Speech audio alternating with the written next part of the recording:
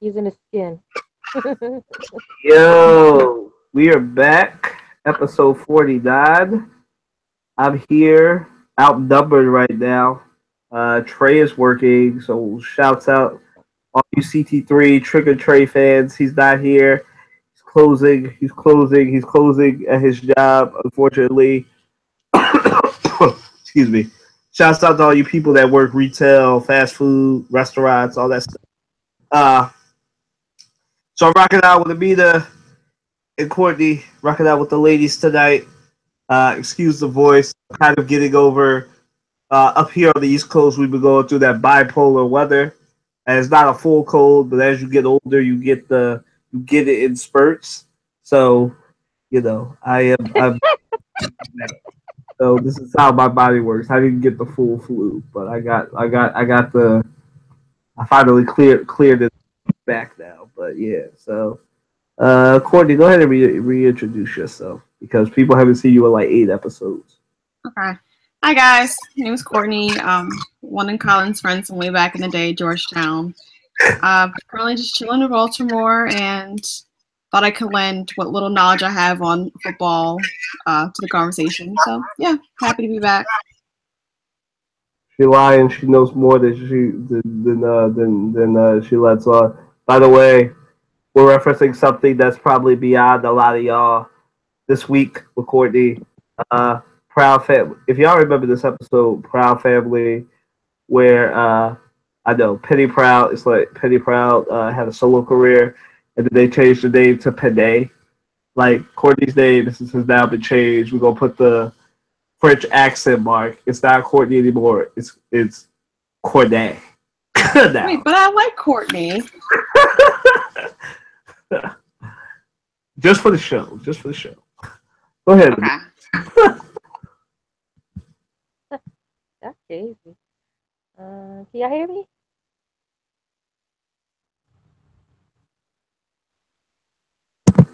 Yeah, I can hear you. Go ahead. All right. Hey, it's Amina. Hopefully we have a good week this week, and there's no problem, and that it's civilized as usual. But if you all didn't listen to last week, y'all should because it was just me and him, me and Kylie last week, and it was hilarious. It was just me and him, and he kind of acted up, but he was fine. So maybe this week might be a repeat. I don't know, but this week should be good. All right. So y'all know we all come. Y'all know how we start the show all the time. Started off with our crossover hot takes, which, excuse me, again for the second time this week, for the second time in this show's history, it's all sports because the sports world is coming back fast and furious now that it's September and it's been off forever. Our first thing is Michael Bennett arrest reactions. Don't worry for listeners who listened to the last episode. I will not be partaking in this because I said my piece last week. Uh, but our resident future lawyer is because she's going to probably add a perspective that I never thought of. So, Courtney, what did you think of Michael Bennett's arrest? The profiling or whatever. I mean, I don't even know where to start. It's like on the one hand I'm like same old, another day, another dollar. On the other hand, I'm like, it's sad. This is the same old, another day, another dollar. It just happened to have been someone famous, so we're talking about it more and more, and like this hasn't just fallen off after like a week or whatever. So hopefully that will just like bring about, you know, some more change and all that good stuff. But I mean, it's just another example of, some of the police in this country. I don't want to say all police are bad or racist or whatever, but like, that mentality still exists in our law enforcement. But, hopefully things will change. I know that his lawyer said that they might be filing a case against the Las Vegas Police Department for racial profiling. So I don't know how far that's going to get. I don't know like what evidence they have necessarily. Also, I feel like if we can't, convict a police officer for killing a Black person, I don't know how we're going to convict one for just, being a little bit racist, but hopefully at least this will bring some more national attention to the issue and like really kind of keep us on the national stage a little bit longer. But that's kind of my 2 cents on the situation. All right, moving right along, because I'm not going back down this rabbit hole. So I'm gonna move and save my anger for Mr. Sean King for our second one. Guys, yesterday, much like you guys, I was in the midst of coming back from work. Actually, I think I might have been texting Courtney when I found this out. Uh, and Sean King was beefing with my Eagles, and that he came for my Eagles, and excuse me, y'all. As I said, this cough got me right now. But I'm gonna let Amita go with this one. Go ahead, Amita.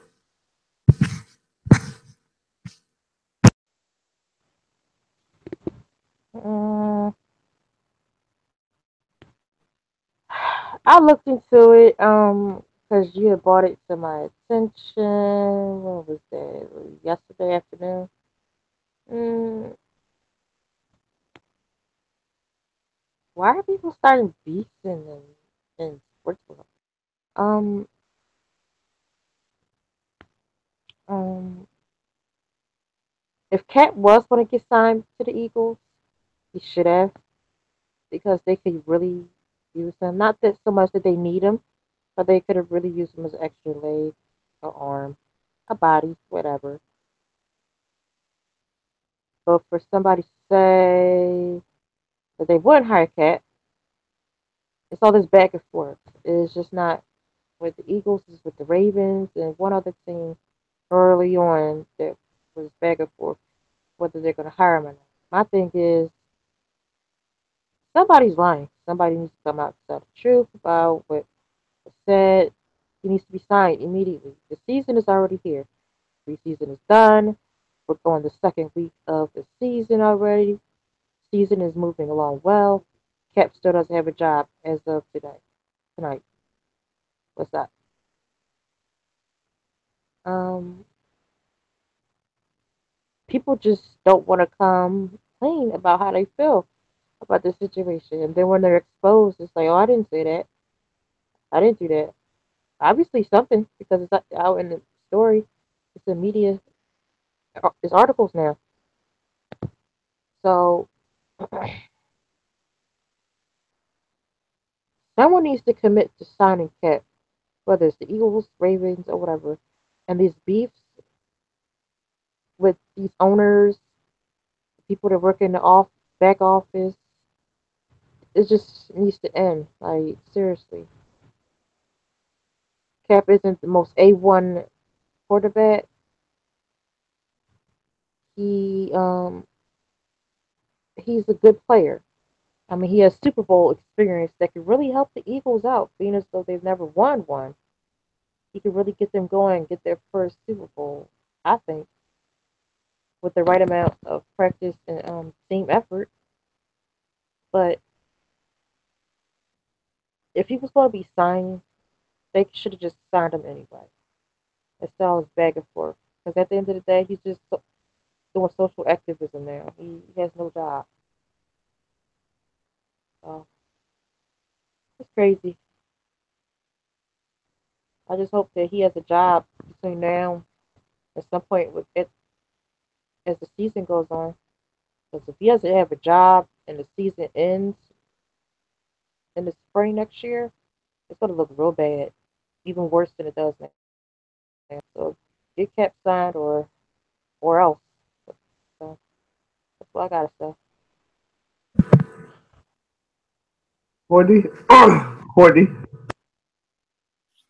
Yeah, so I guess I'm still trying to figure out exactly what the beef is between Sean King and the Eagles. I mean, I agree with everything Amina said in terms of like, Kaepernick needs to be signed, and like this is kind of like a mess PR wise with the NFL. But I don't know. From what I can gather from the quick Google search I did before we started here tonight, is basically it kind of sounds like I don't know. I don't know. From what I could gather, it kind of sounds like Sean King probably took something a little out of context. Like, was he wrong in what he said in terms of the underlying sentiments? Like, no, but like, I think he probably went a little bit too far in trying to like put words into the mouths of the Eagles. But that's just kind of my interpretation of the situation.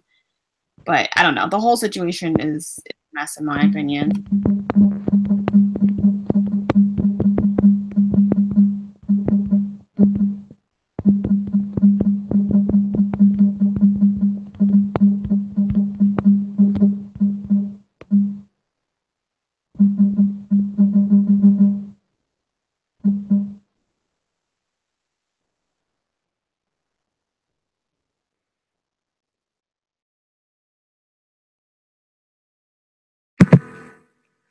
All right. Adding to that. Excuse me. Help y'all out. The beef that's incoming. The beef that Sean King perceives to have with the Eagles is the fact of the 3 or 4 years ago, 2013, the Eagles kept a wide receiver and re-signed a wide receiver a couple of years ago by the name of Riley Cooper. He has said the N-word. He was at a country concert in Philadelphia. As you know, we all have our stadiums in our big cities that are used for different things. And you know, the Eagles, not the Eagles stadium, but this was actually in our baseball stadium. So Sean King's beef is what he was saying, essentially, outside of misquoting the Eagles owner, was that, you know, if the Philadelphia Eagles can keep somebody, a white guy on the team who said the N-word, then they should totally sign Kaepernick. Now, Sean King is a guy who I don't often find myself disagreeing with, but here he stepped a little.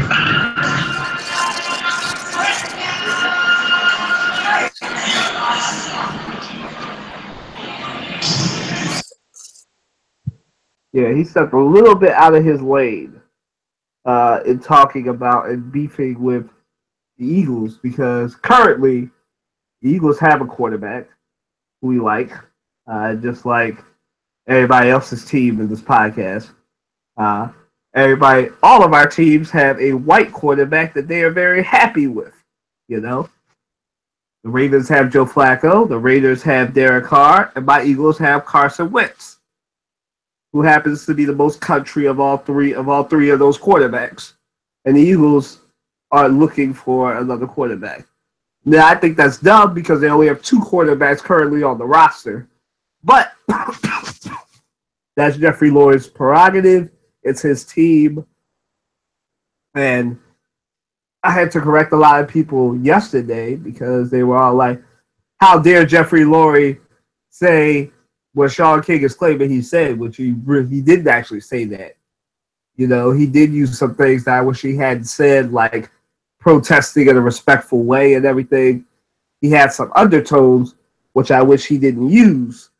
But he did not say he would not hire Colin Kaepernick. He refused actually to say whether the Eagles were actively looking at Colin Kaepernick, whether they were in the process of signing him. He refused to say any of that. He wouldn't confirm or deny that the Eagles have an interest in Colin Kaepernick. Now, we all know, because 3 of us live in Philadelphia, we all know that the Eagles have an interest in Colin Kaepernick. They're just not trying to say it right now. And then stuff like this with Sean King will probably now make the Eagles not want to sign Colin Kaepernick. Because the Eagles went through this with Michael Vick. There was a little bit less scrutiny on them. And now they've got the king of scrutiny, Sean King, pun intended, coming at the Eagles for something they actually didn't say. And then put the Eagles out there on the spotlight that the Eagles should not be in. Now, this is what happens when you target a team, right? Now, for some reason, people want to target the Eagles and say the Eagles need a quarterback. They need to sign Colin Kaepernick. I love Colin Kaepernick. I would buy the number 7 jersey right now if he was on my team. But as I just highlighted, we don't need him. We don't need him. We got a young white quarterback from North Dakota. Excuse me. Who we spent the number 2 pick on last year. And the Eagles are very satisfied with that guy. I don't know if anybody watched the game last week, but that guy's kind of a wizard. So, he's kind of good at what he does. And the Eagles don't want to upset the balance. That's their prerogative. Sean King needs to stay in his lane and, stop misquoting. Maybe he misquoted. Maybe he just, didn't do more research before he stepped in a lane he shouldn't have been in. But, as I remarked to, I think, Matt offline, I was all like, it's very rare for any Philadelphia team to respond to criticism because we're from Philadelphia and we're used to it. But we're just so out of balance that the Eagles actually say, here's the unedited transcript of what the man said. You're out of balance. Like, there is no way of saying you're not out of balance.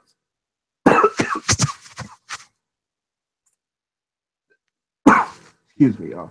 Now, the NFL does need to get Colin Kaepernick into the fold again. I agree with that. But the Eagles are not the team to come after. I'll say it like that. Matt, you want to get in on the Sean King Eagles thing? I'm going to get on there right now. First things first, Sean King, don't get me wrong. I mean, he's written very provocative articles in regards to race. And yes, this is where I'm at right now. I'm actually at the bank. And we're down 4-0 in the top of the ninth. But basically, here you go. Bottom line is to go ahead and not listen to the whole entire press conference is a disservice to the Eagles. It's a disservice to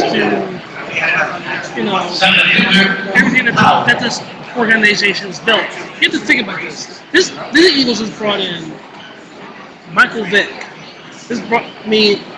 Defended Donovan McNabb with Rush Limbaugh and that nonsense. And Jeff Brown, who has been on this podcast before, he also pointed out that it was the team that wanted to keep Riley Cooper, not the front office. It was actually the team's decision, players. So, with that being said, the Eagles, as an organization, it's a good organization. It's not perfect, but from a football standpoint, we don't see the need for another quarterback. We really don't. Like you said, Carson Wentz is doing a marvelous job. I have no complaints, honestly. So, to go ahead, and this is, I wouldn't say it's race baiting, I'm not going to use it, I'm going to say it, but, because Sean King, who works for the New York Times, he's written some pretty powerful articles, particularly online, and even online, even with stuff online, you have to research, fact check everything, because online is a very dangerous place for information. Very dangerous place. If you want some one-sided information, hey, you need to go no further. Depend on it. But figure out what favors you and the algorithms to go along with it, and you're good to go. So here you go. There's people behind me. I know look at me. So, with that being said, you know what? Sean King has to really look at the whole entire picture. To say if the Eagles are acting like a crass CRASS organization. It's not true. I mean, you say what you want. I mean, this is the same team that let Malcolm Jenkins do his thing.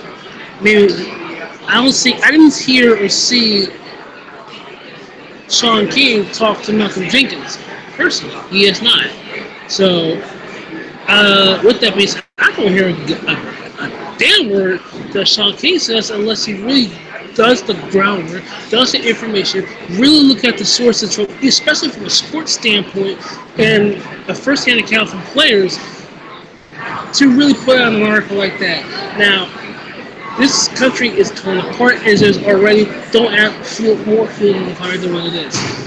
So, Sean King, I've read his columns, to go online, it's been sometimes written eloquently, sometimes hits the mark, sometimes they'll miss. But this is a major miss. And I'm not defending the Eagles in any way, shape, or form, but it's the fact of do your research.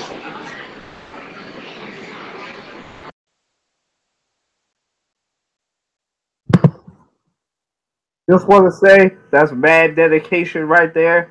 Matt's at a live baseball game and still podcasting. That's mad dedication right there. Kudos to you, sir. I didn't even know he was at a baseball game when I sent him the invite. This is just a mad coincidence. Kudos to you, sir. As I said, the Eagles. You watch the game right now, so there you go. So, as I said, the Eagles are, for lack of a better word, they're very liberal. Jeffrey Lurie is not Robert Kraft, Woody Johnson, or any of the other owners who, to our knowledge, put any money towards Donald Trump's campaign. This is just, or there were 7 NFL owners that put, and this is a fact. 3 of them are well known. There were 7 NFL owners who put money towards at least $1 million towards the Donald Trump campaign. I'm just saying. Jeffrey Lurie is not one of those owners. I don't personally know who he put his money towards, if he did it all during the election. But excuse me.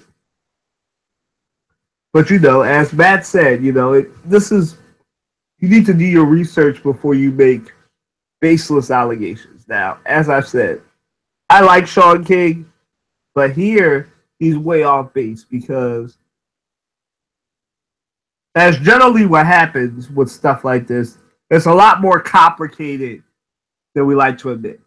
As Matt pointed out, the reason actually that Riley Cooper wasn't fired from the Eagles was because of Michael Vick, ironically. Michael Vick wrapped his arm around Riley Cooper. Now, he would later admit that was a mistake, but during the time he wrapped his arm around it, the team rallied around him, and they kept him on the team. And that's the only reason, Riley Cooper was saved from being released, because that actually happened during the preseason, and the Eagles still kept it because we needed a wide receiver, because the team wouldn't let him be fired. So there it is. What else? Courtney, you feel like you got a better grasp of it now, a little bit, now that we told you like the history of everything? Okay, yeah, now the tweet makes a lot more sense. And I kind of get what he was trying to say in his overall issue with the Eagles, but I still kind of like what Matt was saying, like, you can't just like say stuff. Like, you gotta like fact check if you're gonna like call someone out. Like, have your facts straight. That being said, like, I don't know. It's all messy. Like, I don't know what side I agree with in the situation because it's all messy. But I do think Sean King definitely kind of stepped over the line with his most recent tweet.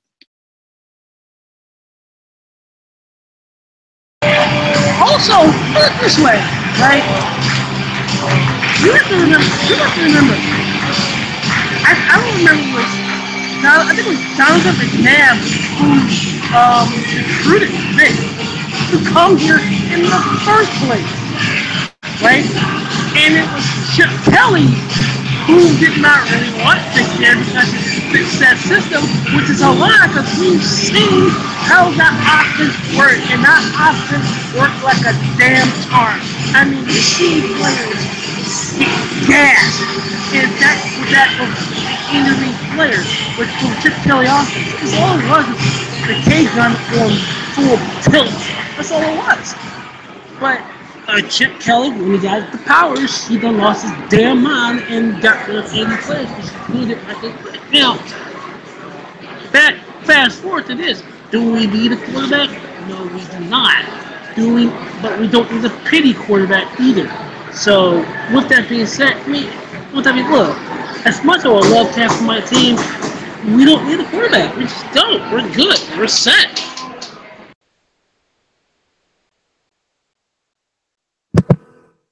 And to end it, like, this got lost in the tracks. This is not the first time the Eagles have come up and somebody has said a statement like the Eagles should sign Colin Kaepernick because Colin Kaepernick is better than all three quarterbacks. And then NFL analysts actually beat Sean King to this over the summer.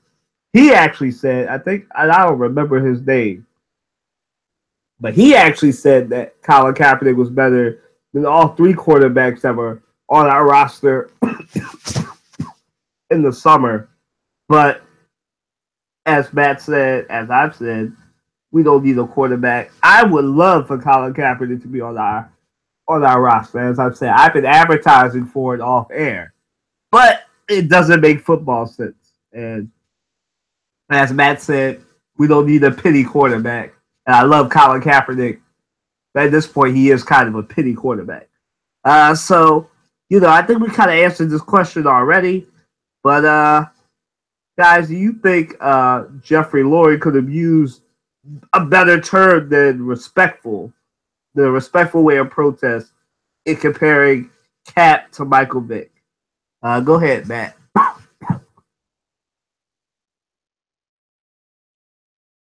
Alright, put it this way.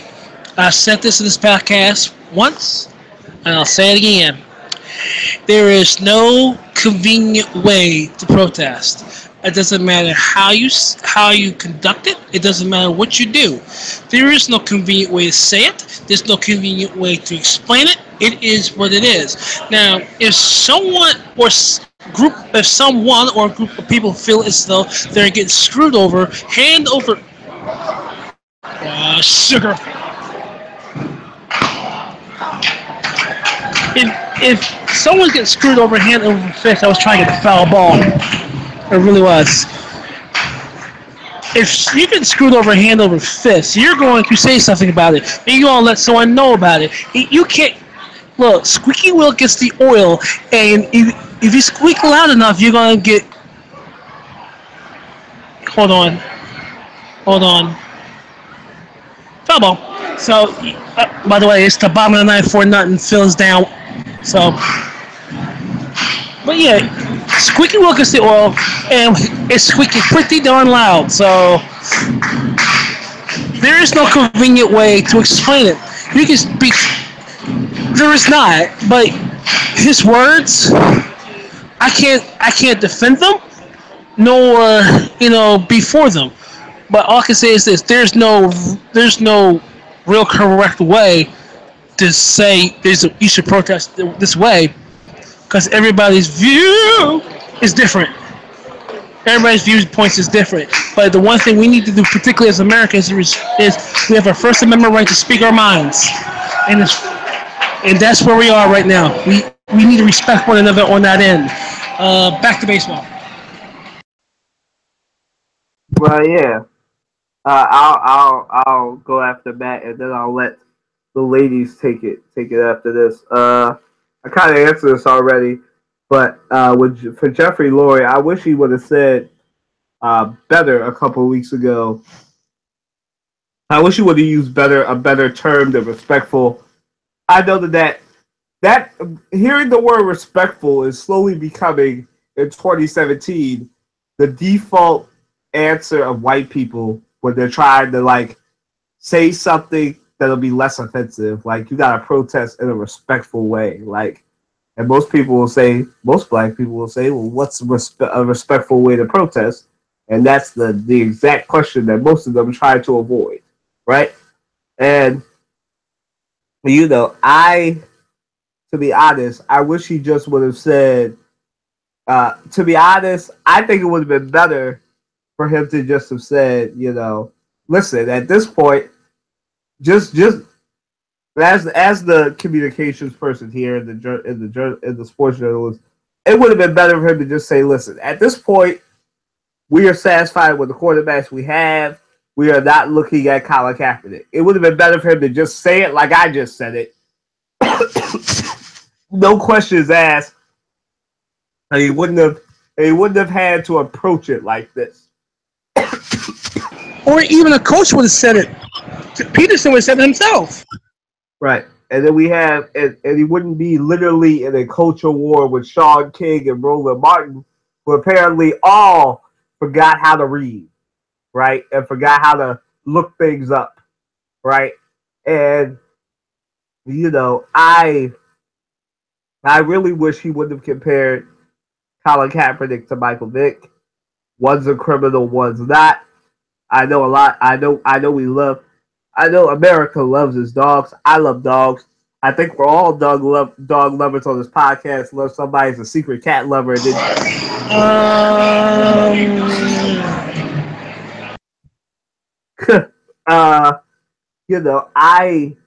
I personally just think that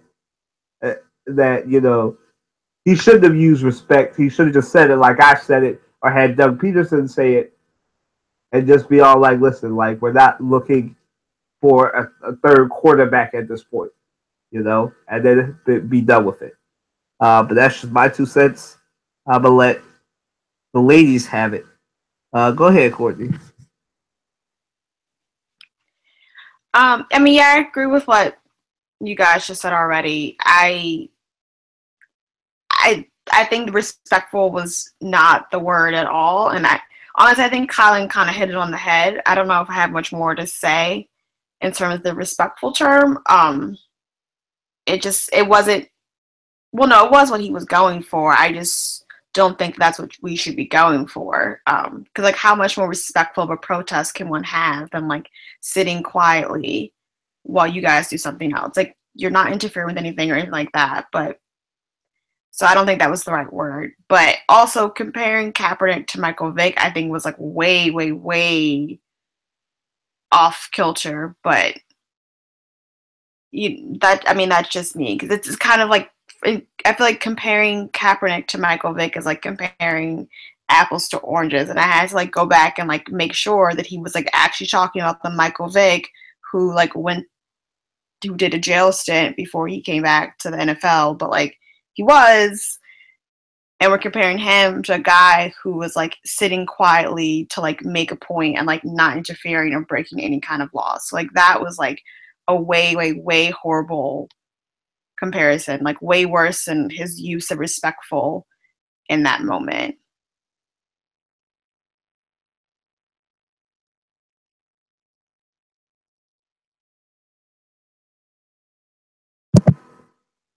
Amita, it's all you.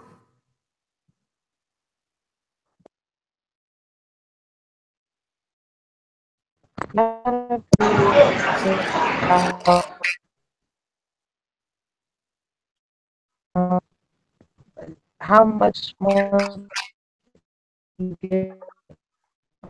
It's not one way. Hit people, people take the money elsewhere.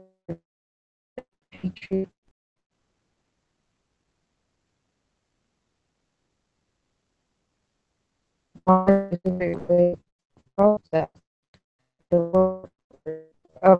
Is taking no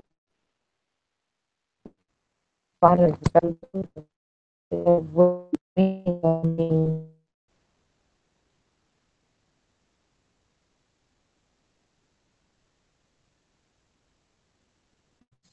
keep saying I heard the way we want to play the game, but we don't want to hear you. They don't say right every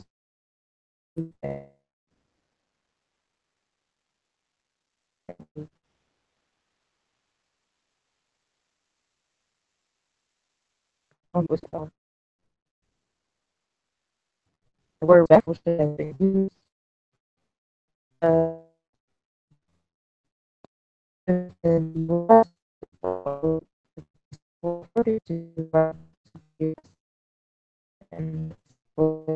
have it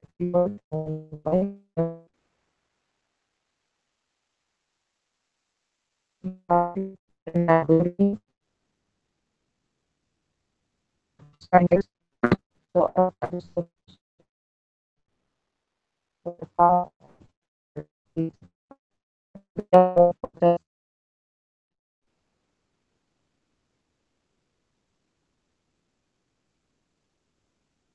they let out over here.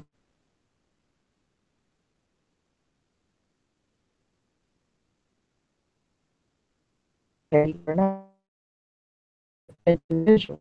So they have to get it understand or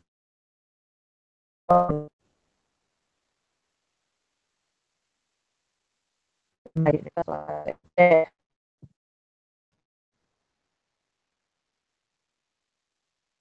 All right, I definitely agree with Nina. We're gonna move right along to our next one. Uh, Matt, you ready to do your baseball thing, or are you too busy? What do you mean I'm too busy? I just left the spot, and we lost the game anyway. So, all right, here you go. Here you go. All right. I don't know if you heard. I don't know if y'all heard about this, but the Cleveland Indians are winners of 22 straight baseball games, breaking the record set by the A's. That you know that anything good that happens in baseball only good happens in food. You know that. Look. Right now, right now that may be the case, and it is what it is. However, I did not expect Cleveland to win 23 straight. They're at 91 wins now. 91 wins. Mind you, you do the math. They were pretty much dead in the water almost. And this team played the Cubs last season for the World Series. And, oh, by the way, LeBron was in the building. But I'll be honest with you. As of right now, the Cleveland is the best team in the American League. So, honestly, for me, that came out of nowhere. I did not expect it. So, uh, that's a shocker within it. That's a shocker to me. And also, I forgot to bring this up last week, but Justin Verlander is now an Astro, thanks to a trade before the trade deadline of the waiver wire. Yeah, there's two trade deadlines in baseball. So to see Justin Verlander in Houston uniform is kind of odd, but that's another story. Also another record-setting thing. Rhys Hoskins, which by the way he went hitless tonight. That man hit in 150 plate appearances, 18 home runs, and that in itself is also a major league record. I gotta double check that too, but that's a record. The fact that he just got called up from AAA around late August, late August, early September, late August, and next thing you know, you're cranking out 18 home runs out of nowhere and turning heads. I'm gonna tell you this right now: the future's here. The future is here, and for what I'm seeing, it next year is only looking up right here because we're seeing the futures. We're seeing it right now. Albeit we did lose 4-0. Two hitter was thrown tonight, so that's why the loss. Nick Williams got thrown two hits, but still, Rhys Hoskins he's a real deal, bro. He is the real deal. So I didn't see Cleveland coming, but Cleveland's a real deal. And by the way, the Phillies are not a team in baseball. They're the second worst team in baseball now. Time's yours.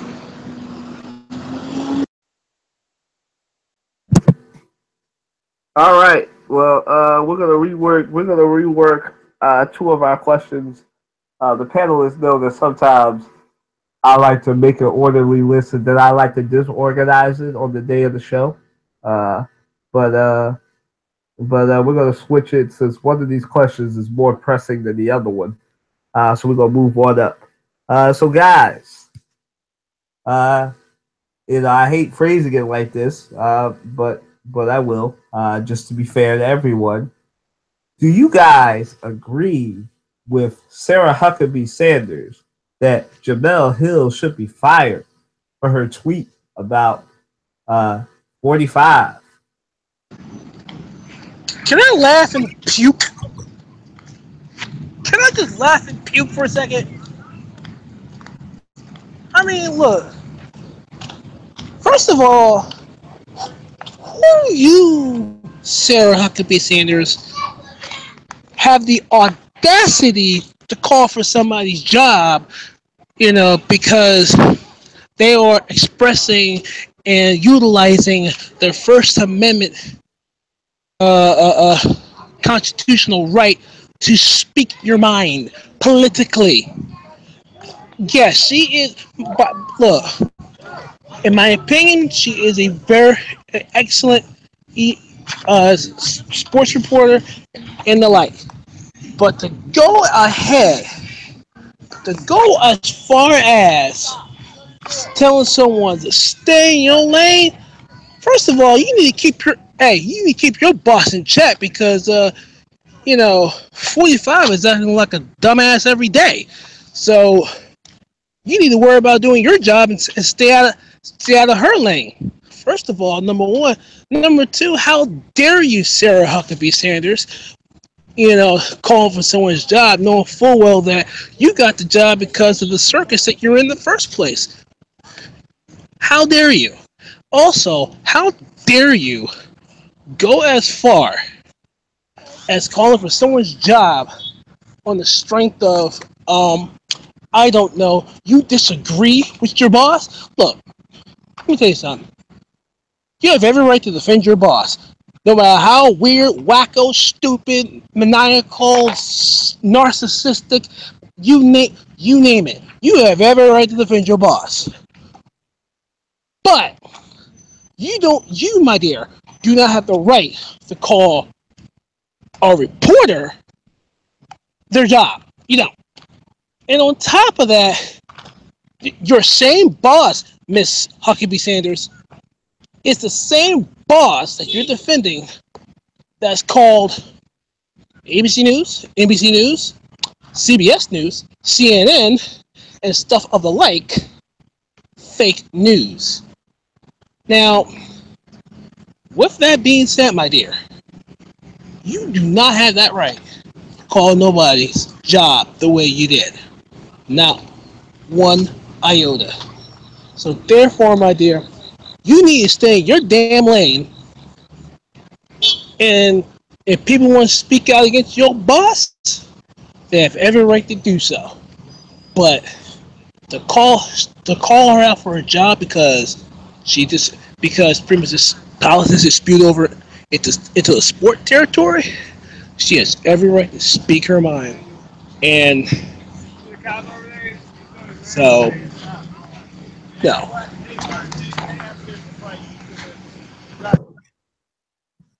Maybe we should retitle this episode instead of episode 49, the Stay in Your Lane podcast, because now we're on Sarah Huckabee Sanders and we were just on Sean King. Maybe we should just change this podcast to Stay in Your Lane podcast for this week. Go ahead, Court. Yeah, I mean, I think that's a very fitting name for tonight's episode because, like Matt said, like yeah, I don't really think it was Sarah's place to really say anything, but to play devil's advocate here a little bit, one, she's being paid to defend the president, so like we can only, get on her butt so hard, I guess, because it is her job, and I guess she needs the money. Two, so I did a little more research into the whole situation, and I can kind of see where like people who were calling for ESPN to fire are coming from, just in regards to like last year. People who don't know, like there was another announcer, Kirk Schilling, who posted something on Facebook that was very derogatory towards the trans community, and like within 48 hours he was gone. Like that was it. There was no like, oh, we had a talk with him and it's all good now stuff. It's like But also, and let's not cut you off, but also Kurt Schilling, that former Philly, believe it or not, this is not the first time he said something stupid like that before. So we've seen this at least at one or two other instances to where Kurt Schilling has said some very off the wall, off candor stuff, which, oh, by the way, he is a Republican.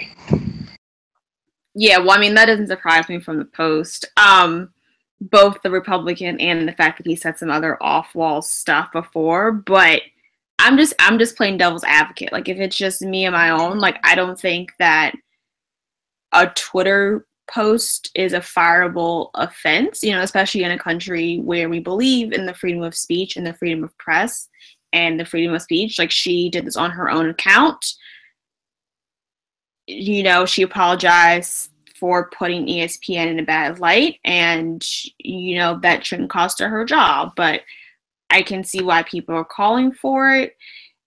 I don't know. It's a sticky situation. But, I mean, at the end of the day, I don't think it should cost her job for having a political opinion. People are political. Sports players are political. So why can't sportscasters be political as well? So to sum up, I don't think she should lose her job for it, but I get why people are calling for her to be fired.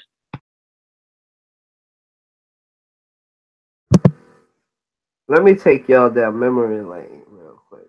I got a real short.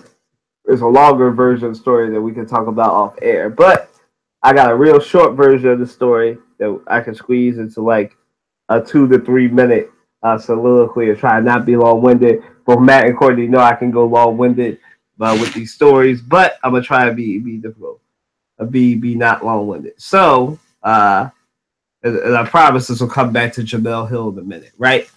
So, as somebody who was in J school, right, journalism school, for those of you who don't know what that is, right? I'm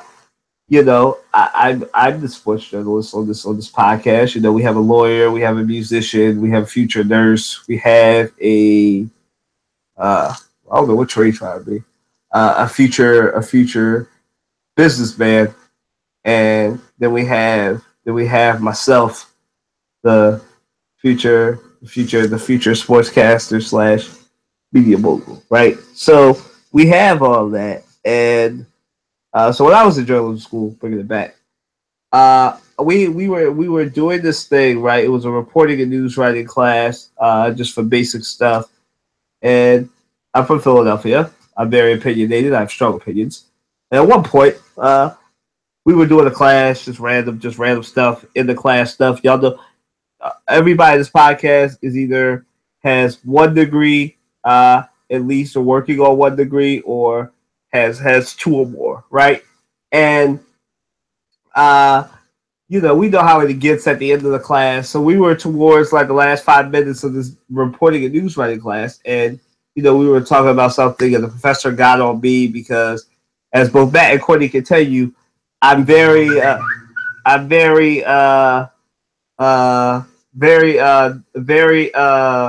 vocal on my social media pages, right? And you know, I don't really, you know, I don't shy away from my opinion.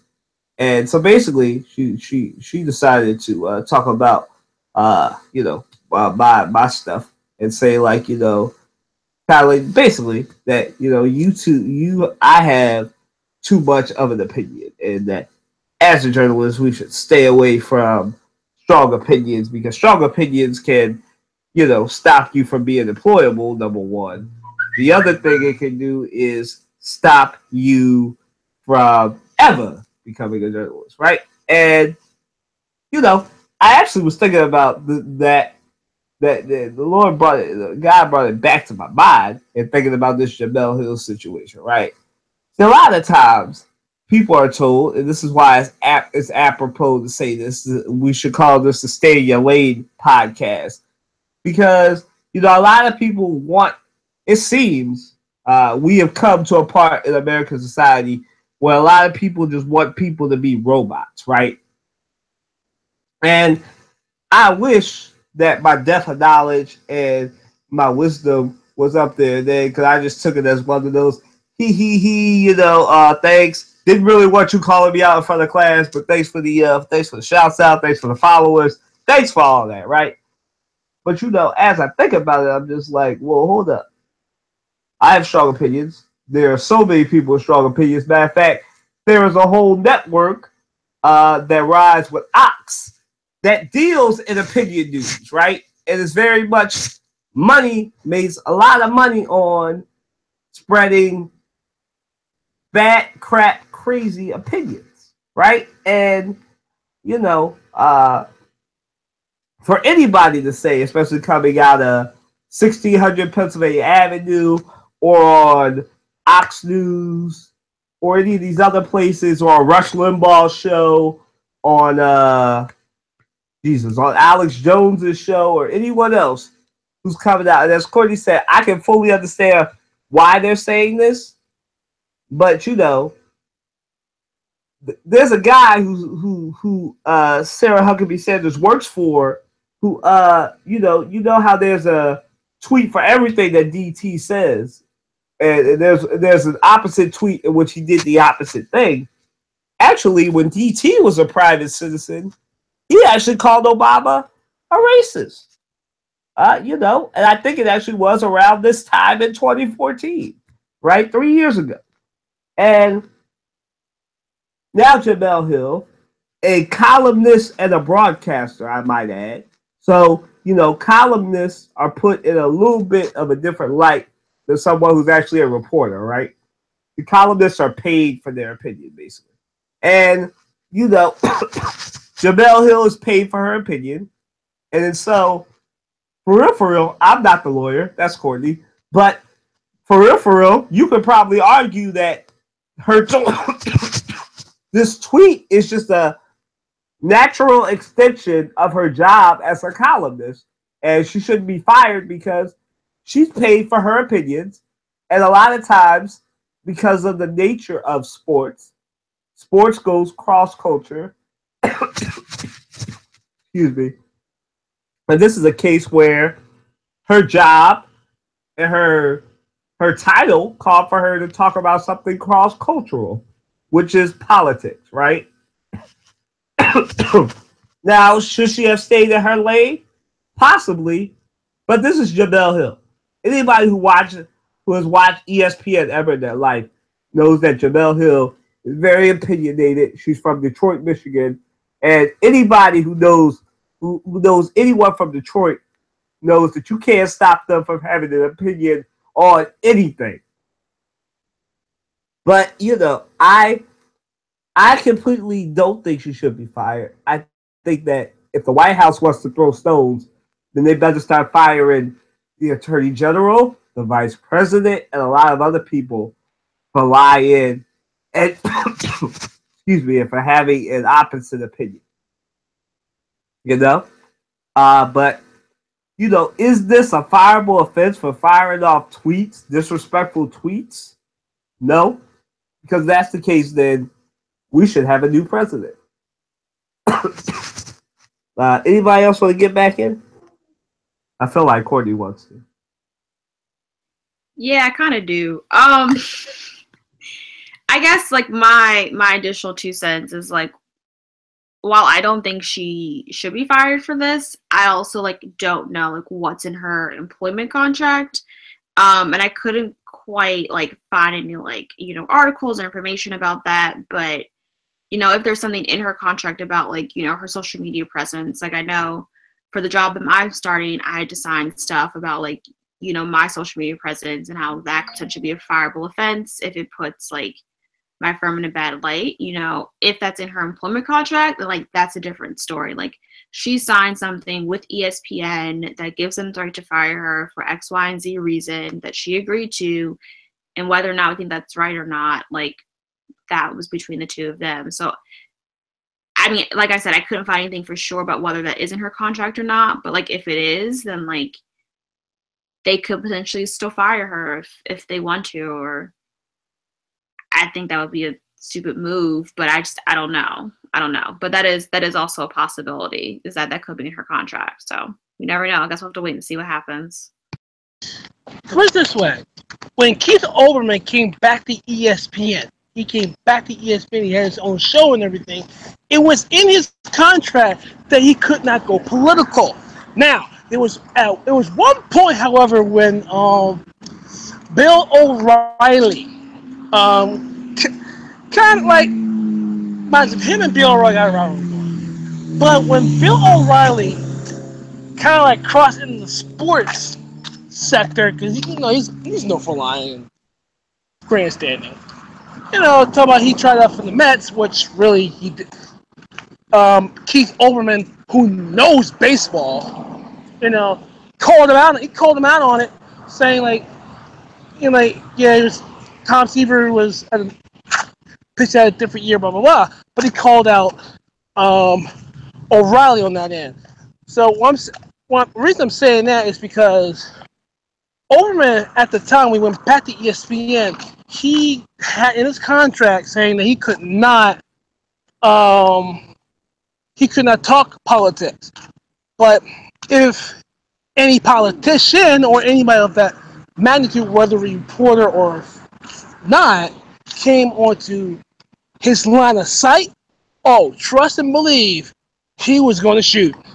And he didn't violate his contract on that end, albeit if he did some other crazy stuff, that got him suspended a number of times. But on that end, he really tiptoed the line a lot to stay out of the political side because it was in his contract. But as for Jemele Hill, it's water under the bridge.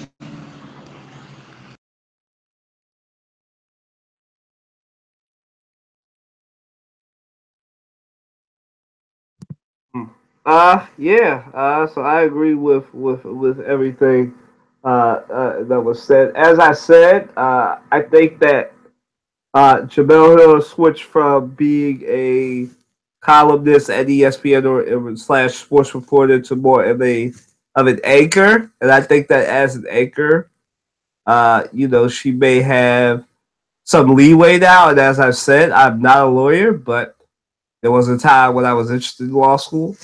But I would say that as I've said before, you can argue that as a sports anchor and someone who sports is very multidimensional, as I said, and it crosses culture. And so as a sports and culture reporter, basically for ESPN, because that is what she does, you could argue that politics is a part of culture, and you can make an argument, like if they were going to fire her, that that her being a sports and culture anchor, the culture part of that, dives into that, and she was having an opinion, and maybe now she'll say, I don't think Jemele Hill should be fired either, but maybe now she'll say that some of these tweets or all of these tweets, this is my personal Twitter or whatever, and my opinion does not reflect ESPN's opinion. I've never understood why you need to tell people this, but you know, that is it is what it is. I would have had to do the same thing as Courtney was saying with other people, with other people's tweets. Once you work for an organization, you do have to take, especially big media organizations like ESPN, you do have to, basically, for lack of a better term, be a robot and just have very robotic opinions about everything to protect yourself. And and I hope this doesn't discourage Jamel. I hope that she continues to have an opinion, but maybe just be more careful on Twitter, if nothing else. I don't want anybody to censor anything less I say, as I've said. I'm very vocal on Twitter, and I doubt unless I sign something like Courtney that says you can't have a strong opinion on anything on Twitter or Facebook or anything, that I will ever stop having an opinion. But but as I've said, there are some things that, as Courtney said, that you have to do for your employer, and sometimes you have to sacrifice in order for some financial gain, your opinion. And I don't think Jamel Hill has to do that now, but I think that at this point, she should think about it, because this one is really a PR win for her because of who the person is that came out and attacked her tweet. But next time it may not be so clear, So moving right along to what we, you know what? Let's just end this one, because we're basically on there now. So should sports journalists and commentators be allowed to have opinions? Let's start with Courtney. Go ahead, Courtney. Yes, I don't see why sports journalists and commentators can't have opinions. Other journalists have opinions.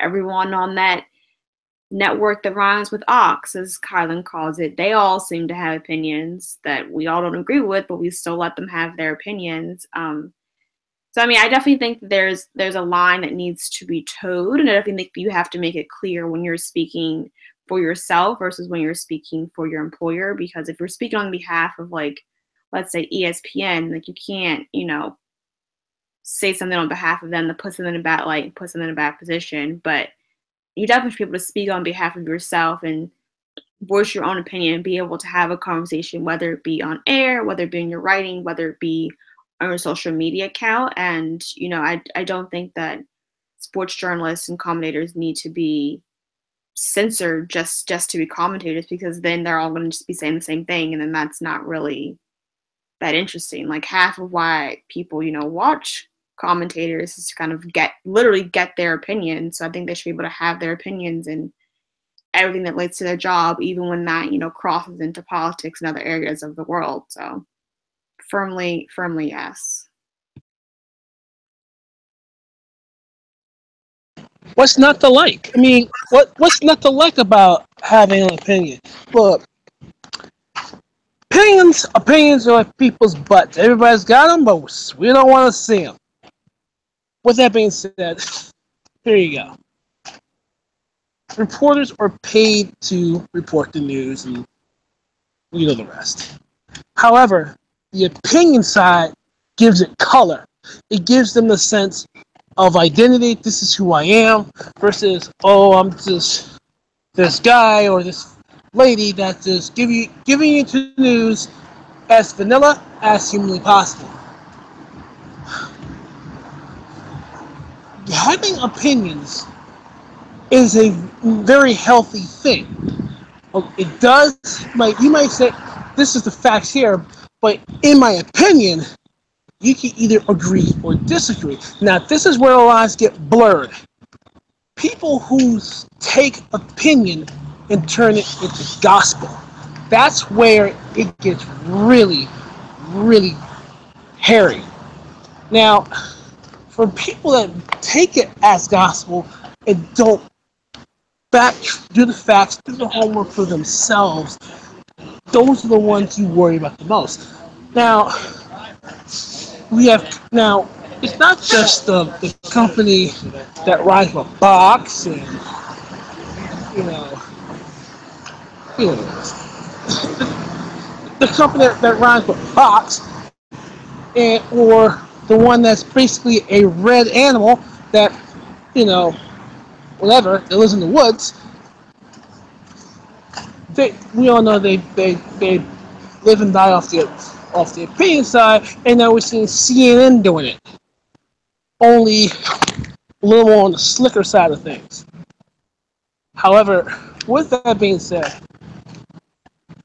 to not have an opinion that like Courtney said, it's like we're watching ba ba da ba ba ba ba ba ba ba ba. There's no tone. It's just monotone. It's just one tone, one voice, robotic. Versus when you have when you add that personality in there, which is your opinion. Like some people will agree, some will not. That's just part of the game. That's the way the game is played. It is what it is. You can't sit here cry and complain about it. I mean, if you don't agree with it, you don't agree with it. But as long as the facts are given and the facts are accented for what it is, this is what's going on, then you can have an opinion about it. Then you can say, this is my opinion based on the facts. Now, you may be right, you may be wrong, but that's how you feel. But as long as the facts are given before the opinion, then you kind of like covered your own ass, basically. You covered your own self. But if you just give it straight up opinion, then you make yourself less and less credible, a la all these clickbait websites.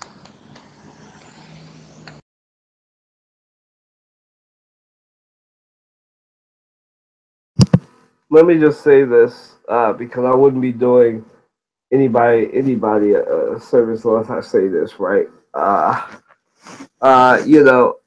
As somebody who studied and went to school and all that to become a sports journalist and still working on breaking in and has relatively broken in but still breaking in the field. The one thing they do tell us is unless you're writing an opinion column, keep your opinion out of the article. Don't let your opinion. So let me say this: most people who are writers, journalists, reporters, or whatever will tell you that obviously they do have an opinion, but they try and keep it out of their work unless they are opinion columnists, right? Or like I said, a columnist where they're paid to give their opinion, right?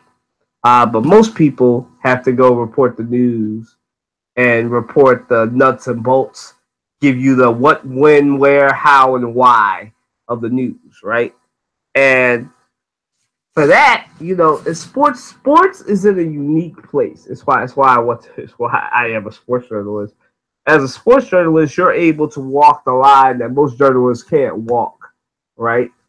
You're able to report the facts while also, uh, you know, not that I do this, but sneaking in your opinion in there sometimes too is a great thing about being in the sports field. It's something that no other field can really know, maybe except for the political field, where you're able to like report the facts, the when, where, how, why, but then also extrapolate the trends you're seeing in that specific piece to what's going on in a wider version and anything else. So sports is, like I said, is multicultural. It transfers a lot of things.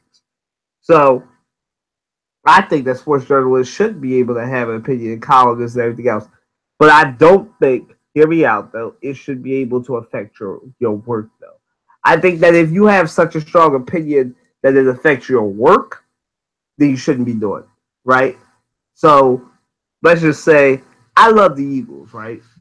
But my love for the Eagles and my fandom for the Eagles doesn't stop me from writing NFL articles. I write NFL articles on the Eagles. I write articles on what's going on with the Cowboys, what's going on with various different teams. And people two on this podcast can tell you that I don't put my opinion in there. I do fact, and then I basically just extrapolate based on what's in the article to tell the readers about like what's going on in the bigger trend, right, or what's going on in the bigger possibility that this may lead to. It's never been like Colin says that the Las Vegas Metropolitan Police is the most racist organization ever. And this is just what I'm saying. I'm not actually saying that. This is just for a joke. So if anybody represents Las Vegas Metropolitan Police and listens to this podcast, I'm not actually saying that. I'm just using it as an example, right? And we didn't say this at the top, but I feel like we need to say this now. All opinions shared on this podcast are the opinions of the individuals that share it, and not representative of the Crossover podcast or its family or its affiliate podcast. See what I did there?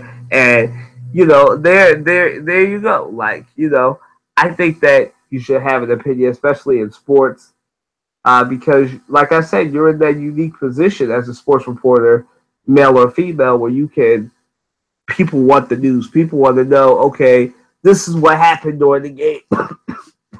Excuse me. And, now tell me based on that, what can I expect for the next game or for the next trend? Okay, Michael Bennett got arrested. What does that mean now for future labor negotiations for the NFL, the NFLPA, blah, blah, blah. Stuff like that, right? And you can really only do that, like I said, in sports, politics, maybe business and finance. I'm not in those sectors. Maybe business and finance, but political and sports, definitely. Right? But as I said, it's fine for journalists, columnists, broadcasters to have opinions. But this is something that, and this is just my opinion, that Ox News doesn't do. They don't do a good job of having their opinion not affect their work. Bill O'Reilly has a whole career based on having an opinion and taking that conservative opinion and just spreading it to the world and giving a platform where people value opinion more than journalistic integrity, right?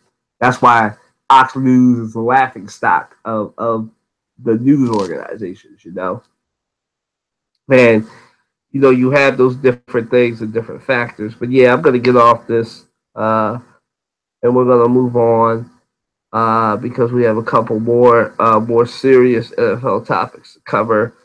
So let's just get through this Philadelphia and Ravens stuff. So Courtney, Matt had his chance to give his little baseball update. So why don't you give us the state of your Ravens and the DMV sports, if you in a larger sense. Go ahead. Okay. So Ravens won our first game. Yay!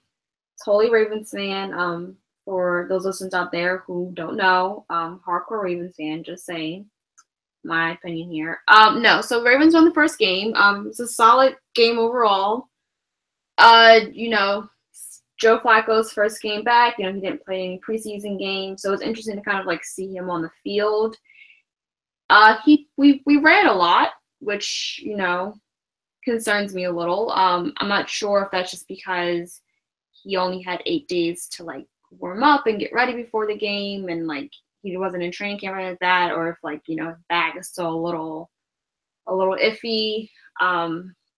I don't always see. I mean, he held his own there. He took a couple of hits, took them well, and nothing seemed to be an issue. So hopefully, things are going strong going forward. We do have some great running backs this season, so that definitely helped us a lot. So yeah, no, we'll see. That's kind of my update. I unfortunately did not see the Redskins game last week, so I can't really give too much of an update on them. So that's really all I got right now. Matt and I can.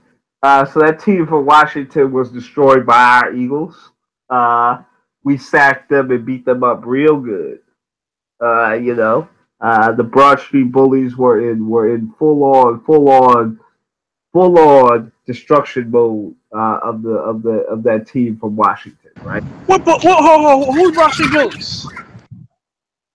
Oh, okay, Matt. The South Philly, the Lincoln. Oh, it just doesn't sound right. Fine. Our defensive line was destroying the the the Washington team's front line, right?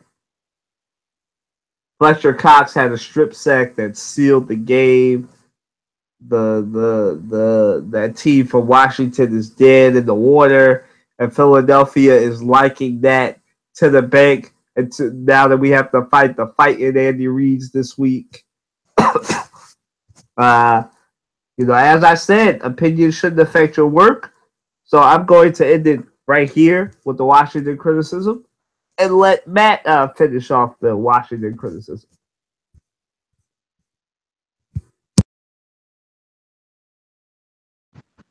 Excuse me. Now, in my defense, I did not watch. I heard the last part of the game where Fletcher Cox picked up the fumble. But I was playing baseball that day. But Josh Man. from what I understand, from what I saw, from what I read, I personally do not take this Washington franchise very seriously because they are who they are. I mean, Kirk Cousins is a mediocre quarterback. I don't understand the hype about this man. I don't understand the whatever surrounding about this jerk. But as far as I'm concerned, I don't take that team seriously. You got rid of Deshaun Jackson. I think Pierre Garcon. What the hell is wrong with this team? Look, all I know should be this: Dan Steinbach got out of his own way and let a real football mind run that franchise. Yeah, I mean, listen, we're all happy. The Eagles won. The Ravens pulled their old man quarterback out of the freezer where he was, and brought him back and all to help them win the game. Well, Courtney is happy, but her team is the walking wounded, literally. But they do have Terrence West, and he's on my fantasy team, so go Ravens. And go Eagles.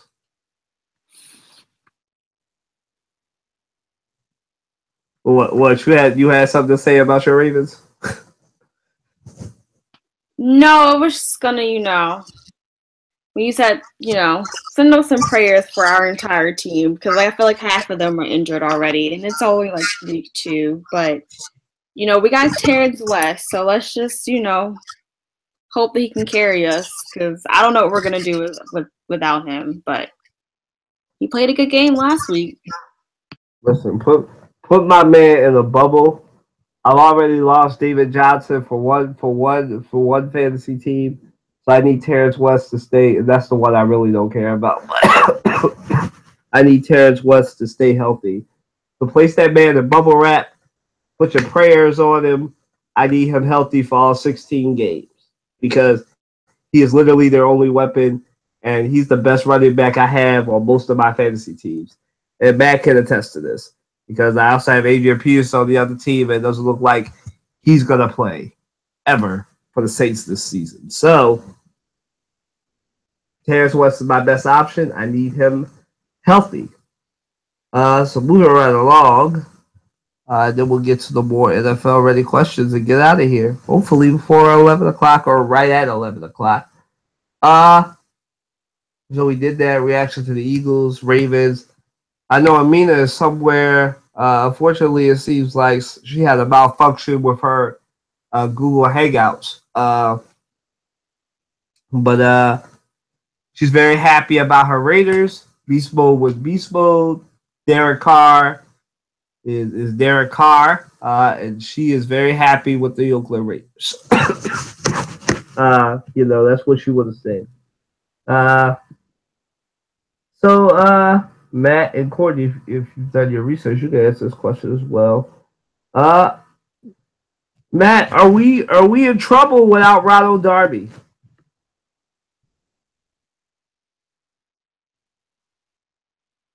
Matt, you there? Trouble, you say? I would say not really. I would say trouble, more concern. Um, I'm glad that the Eagles did address their need for depth in the secondary position. Excuse me. However, they I'm more on the concern there. I'm not pushing the panic button just yet. This is only week 2. I feel as though depending on the severity of the injury, which I think, excuse me, for what I know, it's not too bad or too serious. So the thing is, plus, no, we're nicked up back there anyway. So I just hope that all that depth that we acquired in the secondary, I'm just more concerned than worried right now. We'll have to watch the game versus Chiefs, see how they respond and the like. So, but I'm not really pushing the panic button just yet.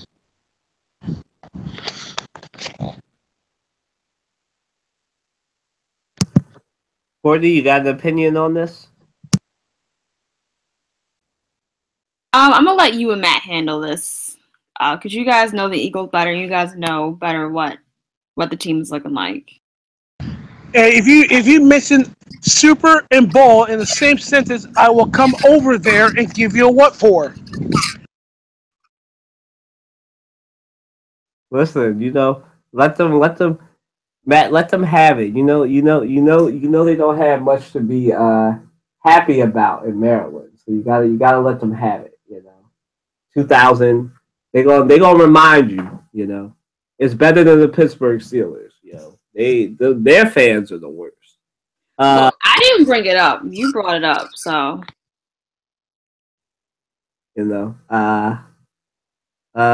Let's see. Are the Eagles in trouble without Ronald Darby? As Matt said, I'm not pushing the panic button just yet. It depends on what happens.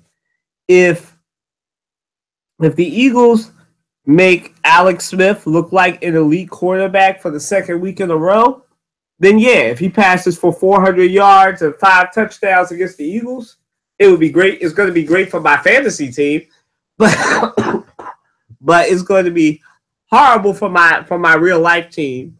So I'm hoping that the Eagles can get it together and play good with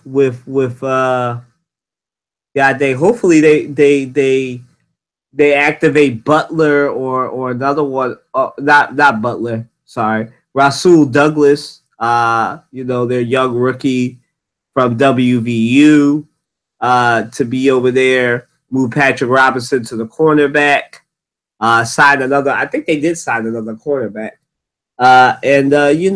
Just if nothing else, if the worst does happen and Alex Smith passes for 5 touchdowns, there's a guy who is from Pennsylvania that just so happens to be available. His name is Darrelle Revis. We can give him a year, let him work it out, move Jalen Mills back to the corner, back to nickel. And when Ronald Darby comes back, because it is a 4 to 6 week injury, we hope. But as Matt said, I gotta wait and see what happens on Sunday. But right now, I think we'll be okay. But I gotta see what it looks like with Jalen Mills and Patrick Robinson as our main cornerbacks. And I must say this: Sidney Jones III, please have your Achilles heal up as quickly as possible, and if it can heal up miraculously right now, so you can be activated. I know you can't play for the first 6 games, but after that, if you could just come in and save us, this would be a great time. Yeah, that's about it. That's about it for that. Uh, we did miss one. This kind of fell under the radar because the Eagles had won. Reese Hopkins had been doing his thing for the Phillies, and so Joel Embiid feeling a little bit like his star is being taken, or I guess his agent. Uh, Joel Embiid's agent dropped the jewel. Apparently he was watching too much NFL during the summer because rumor has it that Joel Embiid's agent might tell his client to do something I don't think any basketball player has done, and that's hold out. Yeah. So what you guys think about that? And should the Sixers cave to the demand? Go ahead, Matt. For what? For what? I'll sell a lot for Ricky Waters. For who? For what? Boy, like first of all, let's start with this. You only play one season. You only play a full season, and you want more money? Boy, please. We love you. We love you like a brother. We love what you've done for the Sixers. We love what you brought this franchise back from the doldrums that is the cellar. And you know what? You have made watching. Correction. Hold on. You've made the 76ers almost great again. Okay, you are making the Sixers great again. Do not screw up process, okay? Do not screw up the process. The process, you are the process, sir. You do not look. Play a full season, we'll talk. Play a full season, we'll talk. Okay? It's too early for contract negotiations. And on top of that, Russell sitting out is a terrible idea. Terrible idea. So whoever your agent is, get off the NFL juice, put it down, and walk away. Because look, season ain't here yet. You want to talk about you want some more money. I know there's plenty of money to be had right now, but play a full season first.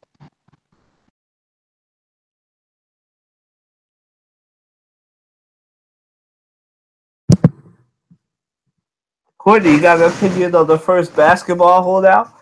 Matter of fact, just before she goes, I know it would be bad for my Sixers, but I hope he does hold out just for the sheer entertainment and articles that people like me will be able to write because he'll be the first basketball player ever, probably.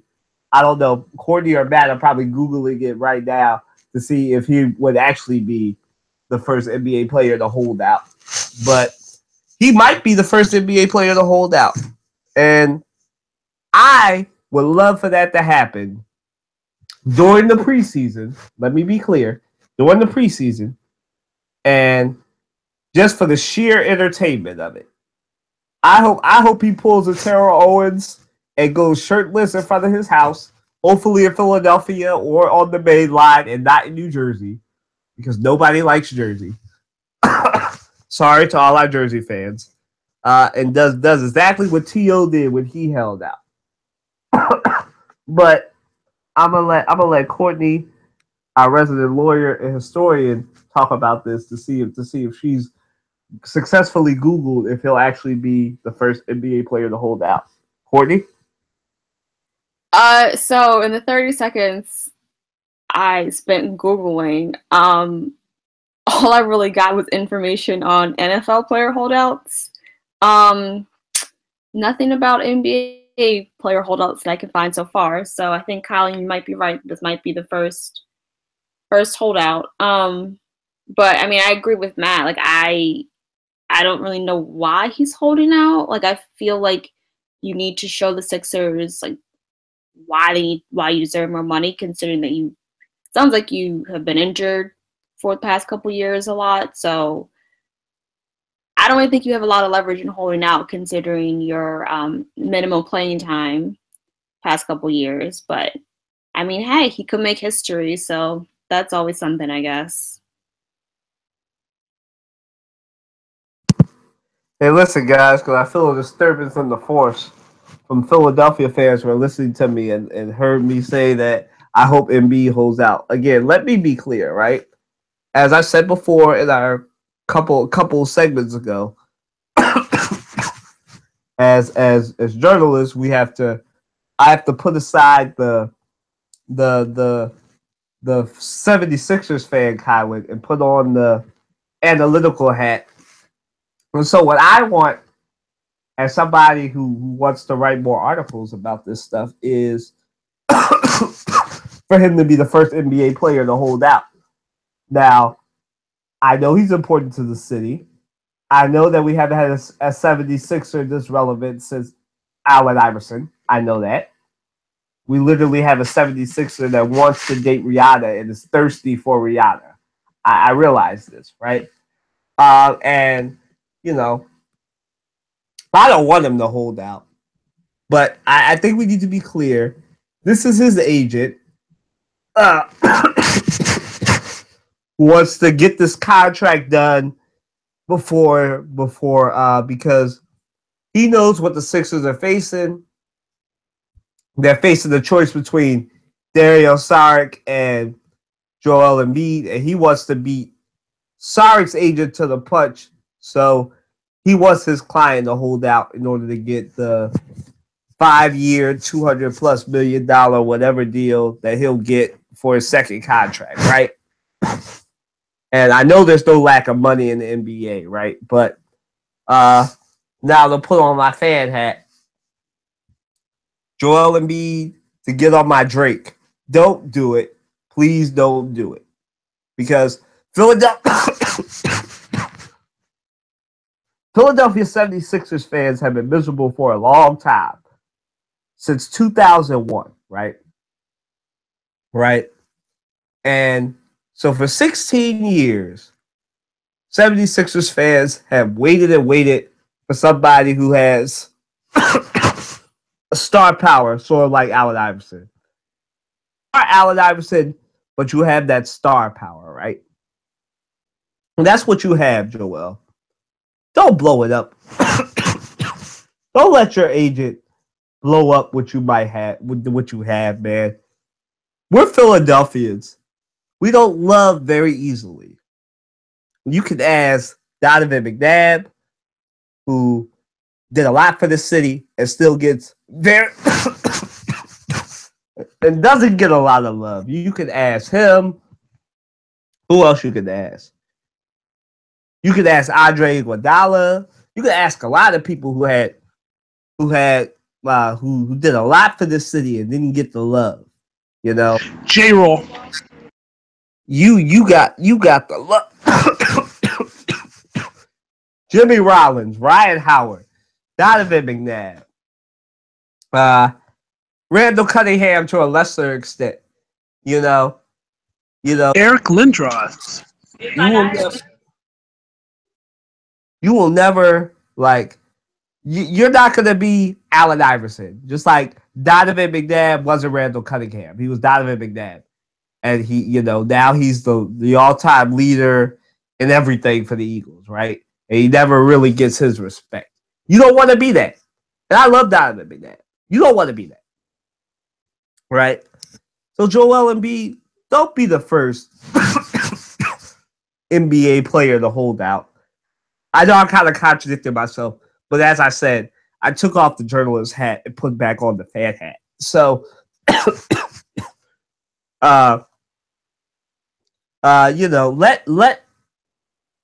don't be the first NBA player to hold out. But on the other side, for the career, please be the first NBA player to hold out, so I can get an article off on this.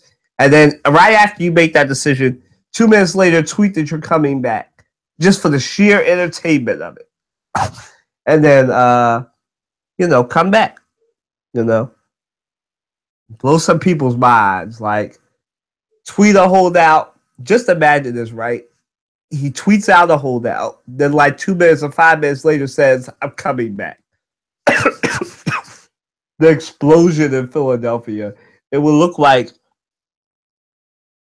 probably look like a bomb went off. Mental bomb went off in Philadelphia because of the crazy. Philadelphia Twitter would ignite. I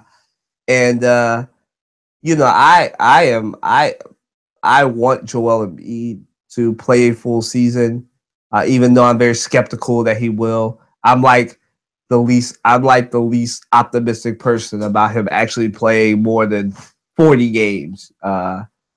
Trey and Matt are the ones who think that he'll play a full season. I don't. But, so I recognize the shrewd move that's going on here. But, don't listen to your agent. Don't hold out, Joel.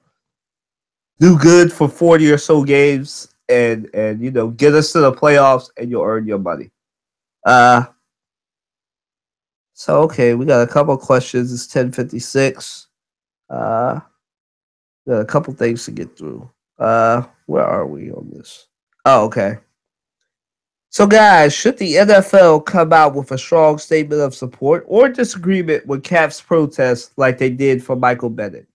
Go ahead, Courtney. I mean, I personally think that they should. I think that, the rest of the country is talking about it. The rest of the sports world is talking about it. So they should, throw their 2 cents in the hat, 2 cents into the ring. But do I think they will? No. I definitely don't think they should come up with a statement against, although I feel like in the dark corners and behind closed doors, they are against what Kaepernick is doing.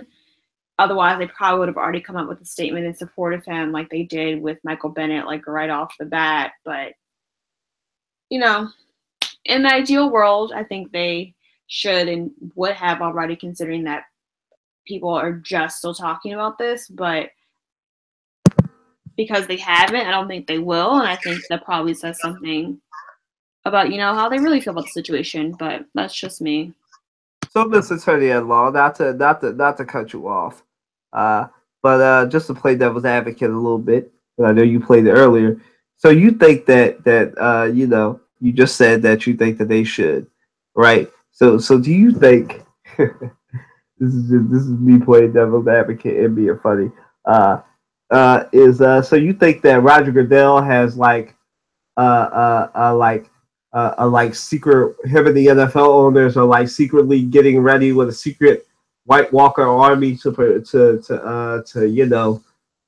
replace Colin Kaepernick to be done. They want the Knights King as the quarterback for the 49ers. No, I don't think they're that sophisticated to really all of them get together and work together like that in any sort of way. But Goodall could release something if he really wanted to. He could say something, and he hasn't. So it is what it is, I guess. All right. Full darn well, Roger Goodell has put his foot in his mouth so many times. He's running out of toes. Before you finish, hold up. First off, let me just say we done gone down the whole. You weren't here yet, but we had a Proud Family reference and a Game of Thrones reference on this podcast at the same time. I really do think that this is a record. We had a 90s reference and a Game of Thrones reference that just happened. You can continue, Matt. Go ahead. I'm sorry. I just wanted. Look. They had their opportunity to speak about Cap and it being support and this and that. They had their opportunity and they blew it. They knew full darn well he has been a model citizen, albeit for what he's in support of is not popular and it's not quote unquote nice, but it was brought to the conscious and although he's not signed because of it, we're still talking about it right now.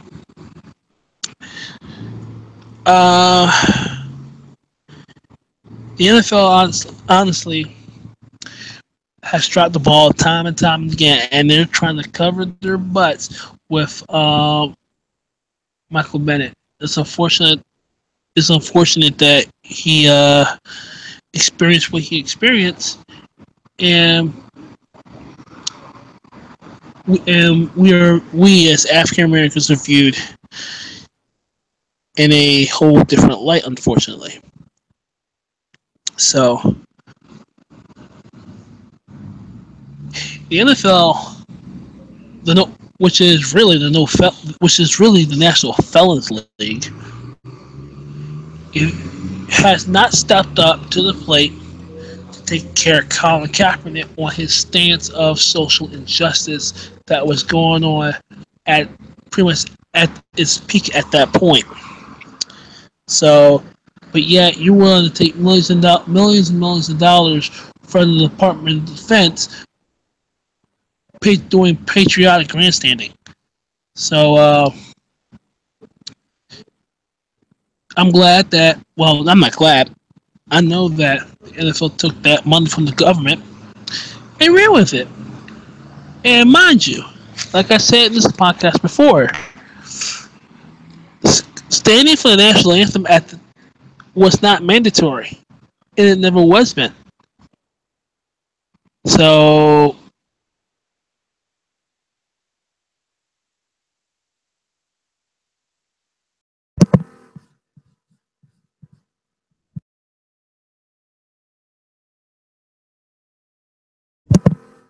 Matt, you there? Oh, hold on, something happened to Matt. Okay.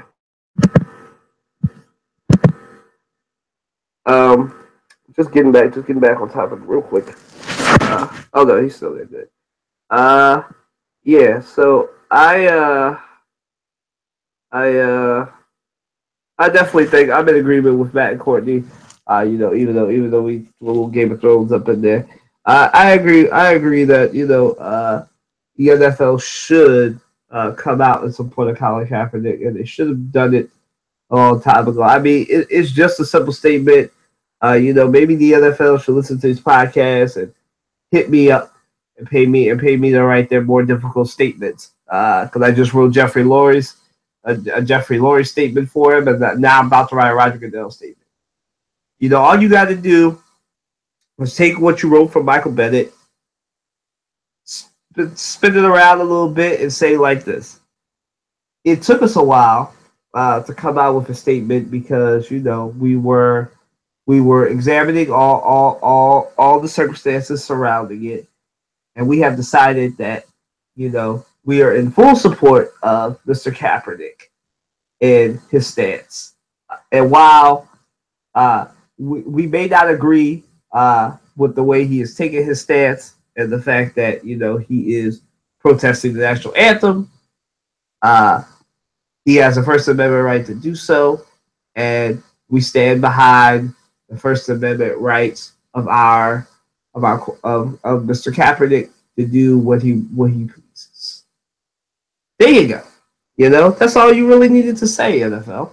And I know, something that is lost in the shuffle with this, and I don't think that we've mentioned yet, is that Roger Goodell doesn't really make a move without the owners say so. And as I've said, we have 7 NFL owners, 2 or 3 of them that we know of already, that have donated to Donald Trump. And again, this is not about president. This is not about 45 in any way. I'm just saying the NFL is a conservative sport from West Point, and we will get to the NFL status and everything in a minute. I really do feel that they should just copy and paste that statement that they did for Michael Bennett, insert Colin Kaepernick's name, and you're done. Excuse me. That's just how I feel. We're moving right along. Actually, I'll put this to the panel. Courtney and Matt, do you guys want to talk about? We only really got 2 topics left, and we can probably hit these in the next 5 to 10 minutes. Do you want to talk about why the ratings were down next, or do you want to talk about the NFL, if the NFL is poised to lose its status as the #1 sport in America? Which one do you guys want to do? I'll take a toss up. You don't care? I mean, I really don't care. Either or, I'll take a toss up. What about you, Court? I mean, I don't care what I really don't care. I think Alright. so. Go ahead. No, say it. Go ahead. No, I don't care. I mean, we can go in the order that you have them. I was about to say that. All right. We'll just go reverse order today. All right, guys. Here comes the one that all our conscious black male and female friends were so happy about. The NFL ratings from last week came out, and it turns out that the ratings were down 12% again. So is the NFL in trouble? Courtney, go ahead. Yeah, I think they are a little bit here. Because things were down last season, and from what I could tell, a lot of people were like, "Oh no, that's just like the election. Like next year things will be great." And like, well, it's next year, and they're still down. So I definitely think the NFL needs to figure some things out in terms of their marketing, in terms of their brand, in terms of their political consciousness, in terms of safety of their players. I feel like all these factors are kind of feeding into, why people aren't as enthused to watch football and Thursday night football and things like that anymore. So they have some things to figure out.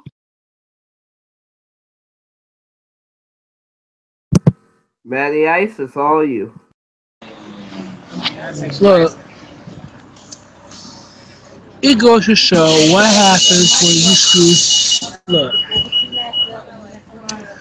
I don't even know. Part of it is the fact of also people are not watching games traditionally anymore. People are watching games differently. People are now streaming games. People are watching games on their devices. So people are not watching TV anymore like they used to. People are watching their shows on different media, which it doesn't count in the ratings. So if you want to stay #1, you gotta adapt. And right now, the ratings have to change too, because again, no one's watching TV anymore. And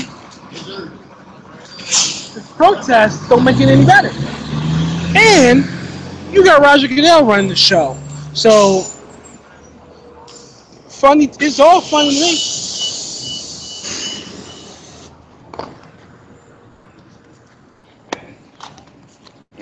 Yeah, just kind of piggybacking off what Matt said about, people streaming games now. Like, I'm an avid football fan. I watch like every game I can pretty much watch. And last season, I did not watch a single football game on an actual TV with an actual cable box. Like, I streamed all of my games online, like even the Super Bowl. So Matt makes a great point that like the NFL, like if they're really concerned about ratings, like they and like most of network TV needs to find another way to count ratings, because people aren't watching TV in a way that on like live TV anymore. So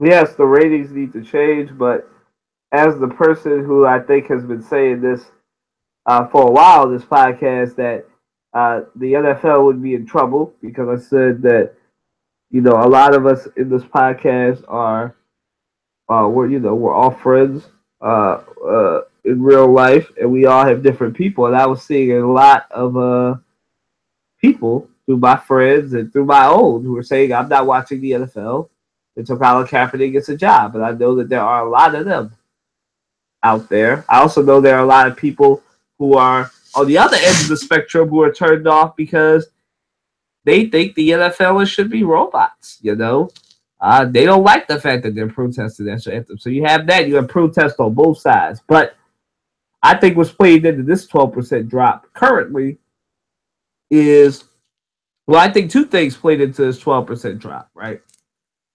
One's a little thing, one's a big thing. The little thing, I know it's not really little to everybody that's like is going through this currently, is the hurricane thing, right? Because we all know, we're all avid football watchers of this podcast. At least I know that for most rabid NFL fans, nothing will stop them from watching football games. Whether it's a hurricane beating down their door in Florida and everything, or whatever, right? I don't think, for me personally, I don't think Hurricane Irma coverage really took away that much from the NFL. By the time the Thursday night football game had rolled around, Irma was already doing this thing. It wasn't, and I don't mean to make that sound little, but that was the excuse that I heard going around not from the NFL, but from different people, not just even the conservative ilk, but people who are just football fans who really want to understand why this is. I think that was a small thing, right? I think the biggest thing is, as I said, the protests on both sides of the spectrum, but more on the African American / liberal side of the spectrum, because I've been telling y'all for all summer that if Colin Kaepernick doesn't have a job, that a good portion of the black community will be revolting and not watching the NFL games. Now, the drop last year was because white people I won't say that. A lot of people of the conservative ilk turned off the NFL. This year, you got the opposite problem. You got the ethnicity that most of your players are not watching the games. This time the NFL has the opposite problem. And black people are not watching these games until Colin Kaepernick has a job. That's why I said last week that Roger Goodell should be doing all he can to give Colin Kaepernick an office job, make up a position for him or something to get him back into the fold. Because if he doesn't get him back in the NFL fold, preferably on the field, the ratings are going to keep tanking. I am African American. I can tell you we are stubborn people, especially when we feel wrong. You will not see a lot of any more black returns until, I'm not saying all black people will turn off from football. There are people like me, but I can't turn off football because I have to write about it. But there are people who, it doesn't matter if they're working for the NFL or not, they're just not going to watch football. And that's the type of people that Roger Goodell should be worried about. And honestly, the NFL is definitely in trouble. There is no way around this. The NFL is in trouble because they have found a way. The NFL has done something that only 45 has done. The NFL is very bipartisan in the fact of, like Trevor Noah pointed out last night, currently everyone of all political spectrums hates the NFL for one reason or another, dealing with the protesting of the national anthem and the response to it. Now, just think about that. The NFL has united the country based on their response to the national anthem protests. Excuse me. And pissing people of both political or of all three political ideologies off. Matt and Courtney, any of y'all want to respond to the theory I just laid out, or y'all good? I'm good. I don't know if I have anything to add at this point. Cool. All right. So to our last question, as I said, I'll we're going to get out of here around 11:15, 11:20, close to 11:30. Is the NFL poised to lose its status as the number one sport in America now that athletes are more politically and socially active? So we'll start with Matt. Matt, should the NBA be backing up the Brinks truck and saying, yeah, we're about to be the number one sport again in America? Because how they handle protest. It looks like it. Because the NBA is more, from a political standpoint, more liberal. Now, albeit baseball is still the national pastime for now, and football had it, it was almost there, and they lost it. Basketball, the NBA, I'll admit, has more of a global impact than American football does, and baseball is a little bit. Baseball is like lagging behind.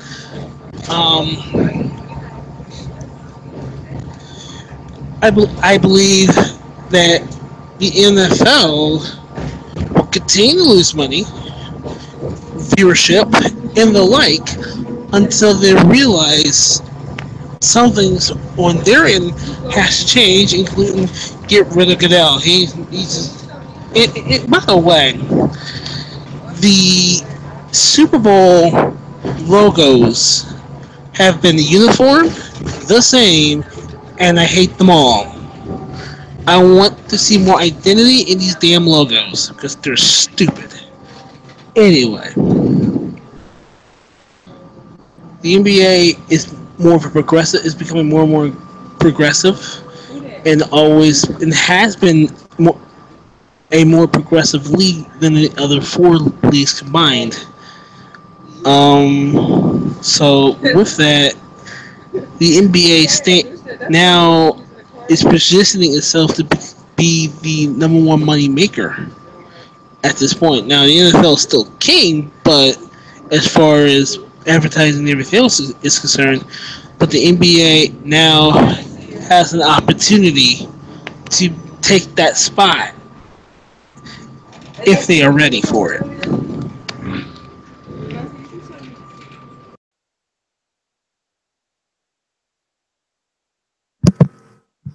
Courtney? Yeah, I mean, I think I agree with a lot of what Matt just said, and that I think the NFL is, poised to kind of like lose their number one spot here in America. And, I think that had the NFL, played this a little bit differently with, the Kaepernick stuff and some other stuff, they've had a lot of PR issues in the past couple of years. Had they played things a little bit different and been a little bit more of a progressive league, I think they would have captured the like hearts and viewerships of a lot of like younger, more liberal, more politically and socially conscious viewers, and they didn't. They kind of just like dragged their feet in the mud and kind of like stuck in the past. And that's like Kylan said before, has turned people off from both ends of the spectrum, like both like the younger, more socially conscious viewers and some of the like more older, like super conservative viewers. So I think that the NFL missed an opportunity here, and I think they're going to pay for it in the ratings here in the next couple of years.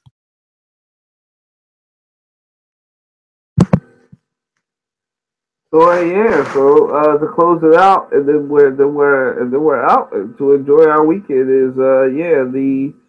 Y'all know, everybody here knows I'm a basketball and football fan, but I love basketball more than I love basketball more than I love football. Basketball is a sport that I played, basketball and track. And I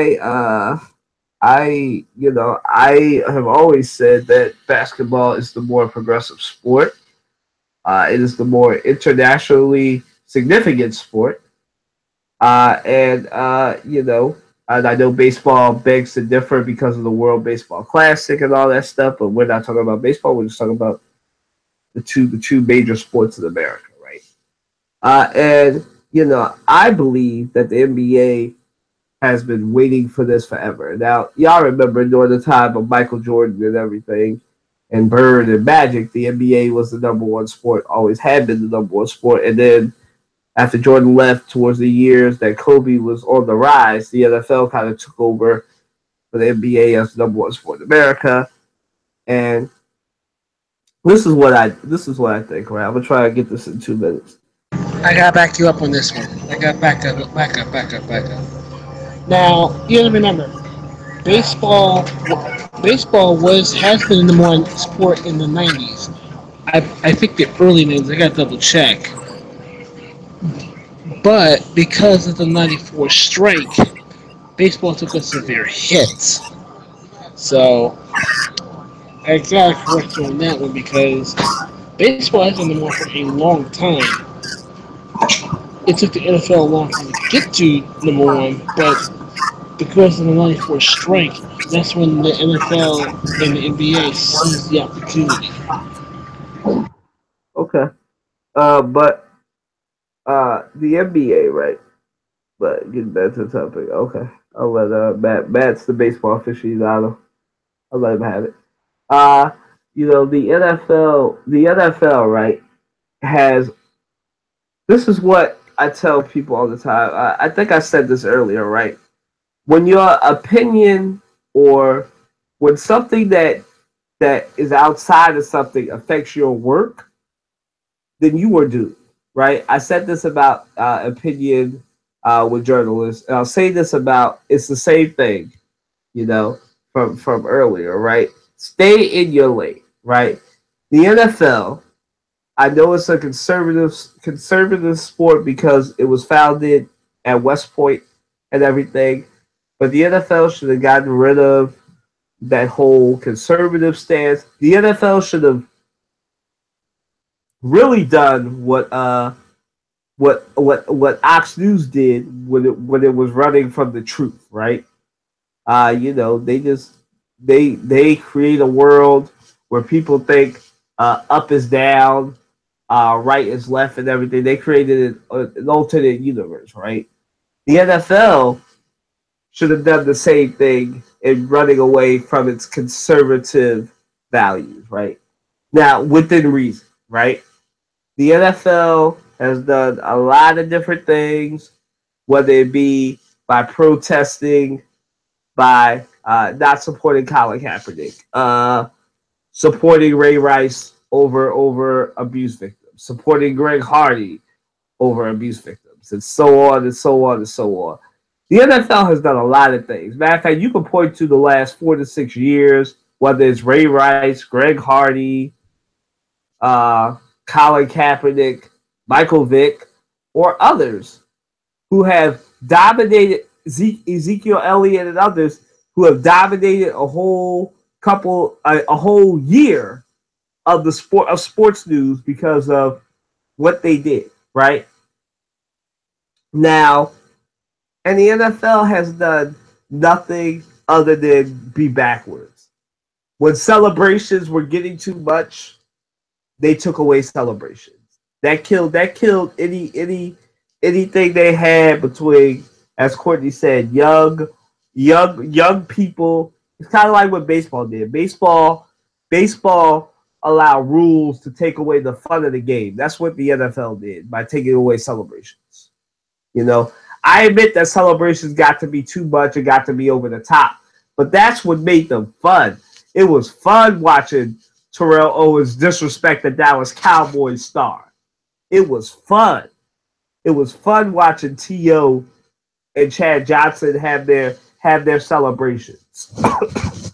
And watching the NFL just legislate that out was ridiculous. And there's that. You know, there's this whole concussion thing and concussion lawsuits. We ain't got to go through that. But as I said, the NFL allowed its conservative status to affect its bottom line. And that's what's happening now, right? The conservative status of the NFL and its stance is drawing a lot of people that I don't think the NFL wants representing them. You've got Donald Trump saying, you know, excuse me, and bragging that it's because NFL owners are scared of a tweet from him. That's the reason why they didn't sign Colin Kaepernick. You have people like Bill O'Reilly and others saying that Kid Rock and others saying F Colin Kaepernick, and they support the NFL for not signing him, an NFL team.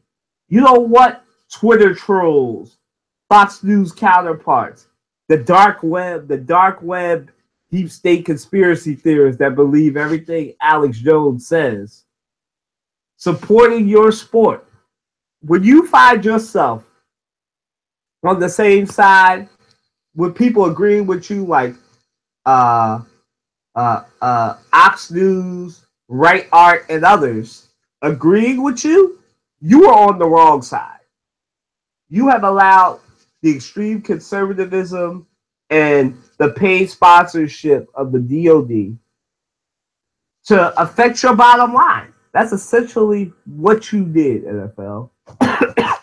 And now the NBA, it was already on your heels, but now it's even further up your heels because the NBA does a better job than all four major sports of creating stars. You know, the NBA benefits from people, from it not legislating what their players do and their family and their players' family members and others do within reason, right? There would be no LeVar Ball if the NBA was like the NFL, you know, if Adam Silver was as dictatorial as Roger Goodell is, right? You know, I don't really like LeVar Ball, but Adam Silver gives him free reign and it's free advertisement. You know, he even said that, right? And you know, I really just think that, you know, the NBA has played it right. The NBA chose its progressivism. It chose to side with its athletes. It chose to not be all up in their business and stay in its lane. You know, that's why I said this should be called the Stay in Its Lane podcast. The NBA decided to stay in its lane, right? It decided to embrace the fact that, you know, it's basically the black national sport. That's what it is. Basketball and track. Let's be honest, right? The two black national sports. And you know, you have all that. And the NBA has embraced it, whereas the NFL is just like, man, I don't know, right? Excuse me. You know, the NFL is poised to lose its number one spot because it doesn't know how to handle protest. To me, at least.